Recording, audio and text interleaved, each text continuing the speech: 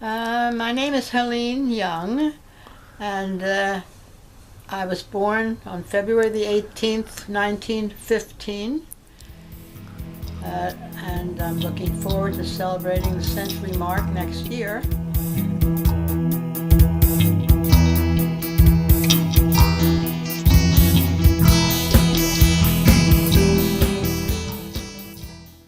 My motto is, if you don't use it, you lose it. So besides my pickup job, I bike every day, 5 miles, sometimes 10, and Every single day? every day. Wow. I make it a rule if, that you do these things every day. If you don't, you will postpone it for one reason or another, and the next day you'll find another reason. So I will get that bike ride. If I can't get out on account of the snow and ice, I will bike indoors on my indoor bike. And I do bed exercises before I get out of bed. I do balance exercises after I get up. I play the piano every day for about 15 minutes. And I do crossword puzzles and try to stay as active as I can with my limited eyesight. Try to stay active socially, belong to organizations, and meet a lot of people there. And I have met many wonderful people through my sister.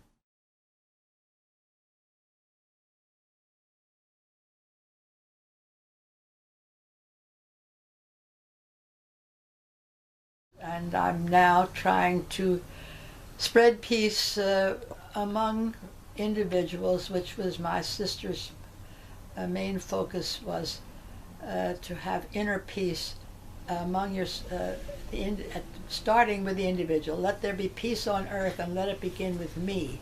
And every day when I'm biking, I sing that song. And I find that just being able to greet people you meet along this road and smile at them and all is a contribution to peace. And this is what I try to tell people, that everyone can be a peacemaker. If you're disabled or no matter what, you can be a peacemaker by having a peaceful attitude and trying to spread that to others, because that's the only way we'll have peace on earth, if people find peace within themselves.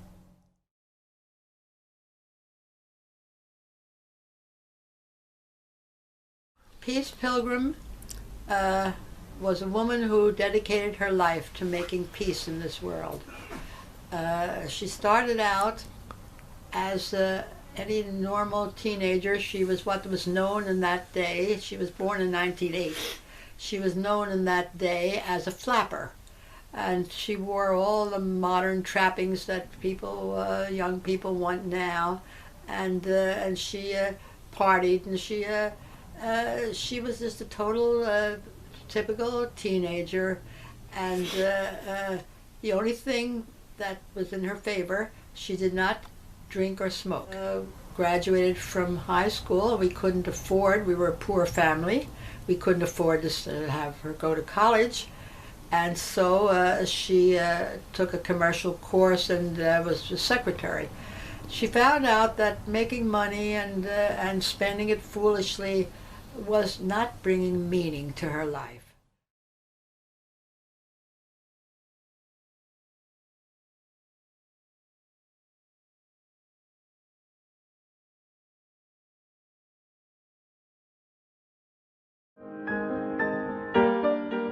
She took a vow to walk penniless until mankind had learned peace.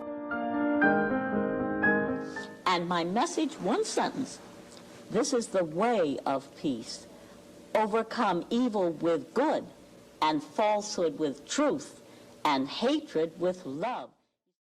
She survived by living on what she could find along the road, abandoned apple orchard, berries or whatever, and she carried nothing with her but a comb and a toothbrush and a pen.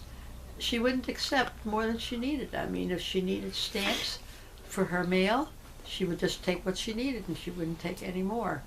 If she accepted a meal and they wanted to give her a sandwich to take along, she wouldn't accept it until she said when the need arises, she'll be supplied. She was. Wow. And if she wasn't, I mean, she could survive for a few days. So she was starving sometimes even. What? She was starving she was very hungry, you know, a lot of times, I'm sure. Well, I right? guess, but see, her mind could tune things out like that, you know. I mean, discomforts, like she could sleep on a rock, and she always knew how to find the good in people. That was how she was able to handle this, because she said there's a spark of good in everyone, no matter how deeply it's buried, and she would find that in people who had ill intent, she would be able to overcome it by trusting them and finding the good in them. And you helped peace a lot when yes. she along the way also, right? Well, I mean, I totally agreed with what she was doing, and I supported her by forwarding her mail for all the years that she was on the road.